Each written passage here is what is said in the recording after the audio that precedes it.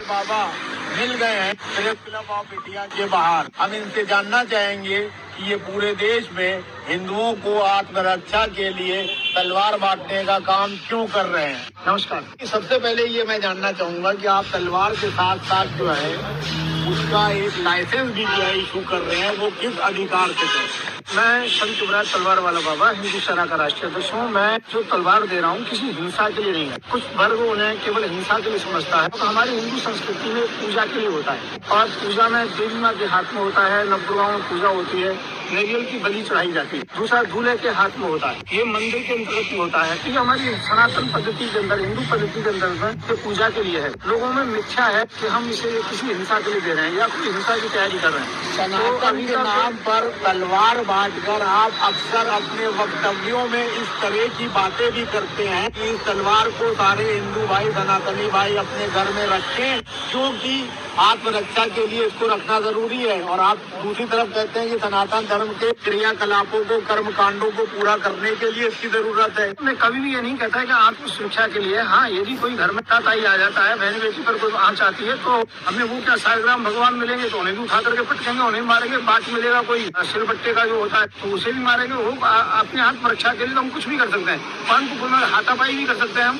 परंतु ये आत्मरक्षा का विषय नहीं, ये विषय केवल पूजा का है। और इसके लिए मैं एक लाइसेंस देता हूँ हिंदू सेना की ओर से। ये गृह मंत्रालय की रिसीविंग कॉपी होती है और इसके अंतर्गत में जो लाइसेंस जो होता है वो हिंदू सेना का होता है। तो ये प्रूफ है पूरा और प्रमाण है, कोई भी कहीं भी लेके जा सकता है।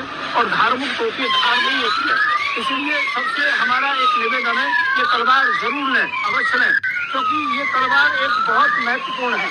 इसे तलवार तो हम किसी हिंसा के लिए नहीं, बिना हिंसा के अर्थात केवल पूजा पाठ के लिए बांटते हैं। इससे पूजा पाठ का उद्देश्य है, न कि हिंसा का कोई इससे संबंध नहीं है। आप ये बताइए कि आप जो है लोगों से ये भी कहते हैं कि सनातन धर्म की रक्षा के लिए सब लोग एकजुट हो जाओ और ये मेरा लाइसेंस जो है अधिकृत है। तो क्या गृह मंत्रालय ने आपको जो है ये लाइसेंस दिया है? रिसीव कराने को तो कोई चीज कहीं भी रिसीव कराई जा सकती है, आपको लाइसेंस दिया है अधिकृत तौर पर? मैं गृह मंत्रालय से लाइसेंस मांगा है कि लाइसेंस दीजिए, अधिकृत कीजिए।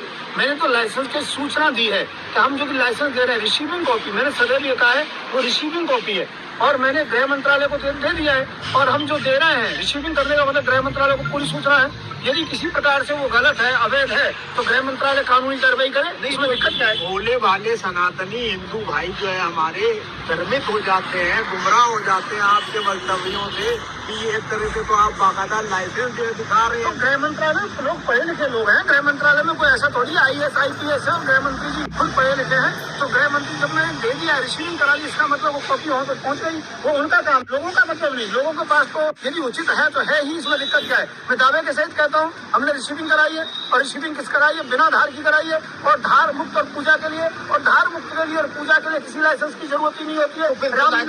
दिखाते हैं हम इससे देते हैं कि किसी प्रकार से कोई डरे नहीं, किसी प्रकार से कोई प्रेशराइज ना हो, हर आदमी तलवार रख सके। और हिंदू नहीं जो तलवार ना रखे, रखनी पड़ेगी सब हिंदुओं के लिए, इस बात का ध्यान रखिएगा। और हमें बांटेंगे, जो गरीब है उसको हम फ्री में देते हैं, मंदिर में फ्री में देते हैं, पुजारी को फ्री में देते हैं। और जो तलवार लेनी पड़ेगी सब हिंदुओं को रखनी पड़ेगी, इसमें दिक्कत क्या है? अच्छा, आप ये बताइए, भारतीय जन जागृति पार्टी के भी आप अध्यक्ष हैं, इस चुनाव में दिल्ली